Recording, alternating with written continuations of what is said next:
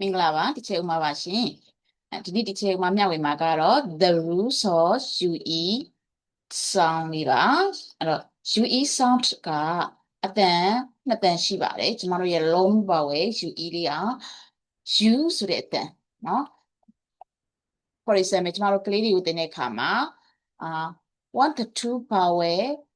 comes together vowel လေးနှလုံးအတူတူလာမယ်ဆိုရင်เนาะThe first one is talking ပထမစကားလုံးကပဲစကားပြောမယ် The second one is silent ဒုတိယစကားလုံးကတော့ငြိမ်နေရမယ်ဒါကြောင့်မလို့ UE ကိုတွေ့ရင်ကျမတို့ E တန်လေးမထွက်ဘဲနဲ့ U လို့ထွက်ပါတယ်အဲ့လိုတော့ U လို့ထွက်ရုံနဲ့မကဘူးနောက်တစ်ခုက UE ရဲ့ sound ဒီ U ဆိုတဲ့အတန်လေးလည်းထွက်လို့ရပါသေးတယ်ဒါဆိုရင် UE ကိုဘယ်ချိန်မှာ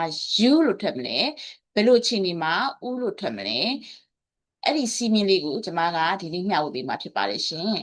အဲ့တော့နံပါတ်1အနေနဲ့ကျမတို့က UE လေးကို U လို့ထွက်ရမလား U လို့ထွက်ရမလားဒီ consonant influence အရာခွဲခြားလို့ရပါတယ်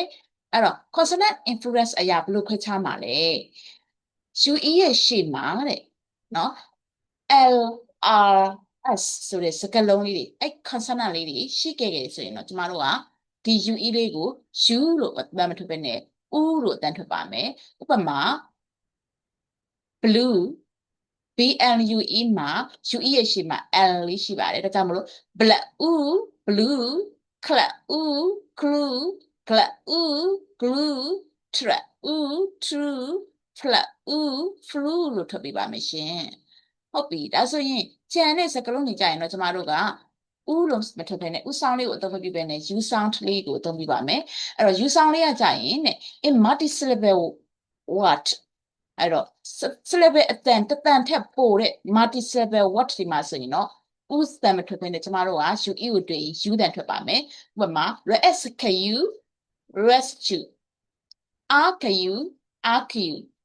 argue statue ထွက်ပေးပါမယ်နံပါတ်2အနေနဲ့က syllable pattern အရာကျမတို့က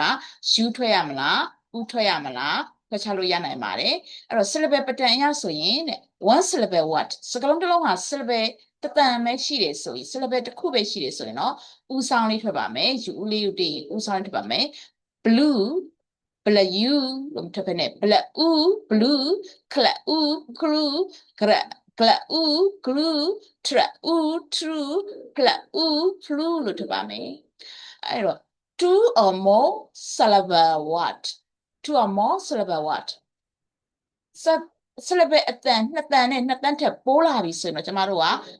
UE လေးကို U sound မထွက်ဘဲနဲ့ U sound ထွက်ပါမယ် rescue အဲ့တော့ two syllable ရှိပါတယ် argue အဲ့တော့ဒီမှာလည်း two syllable ရှိပါတယ် statue ဒီမှာလည်း two syllable ရှိပါတယ်ဒါကြောင့်မလို့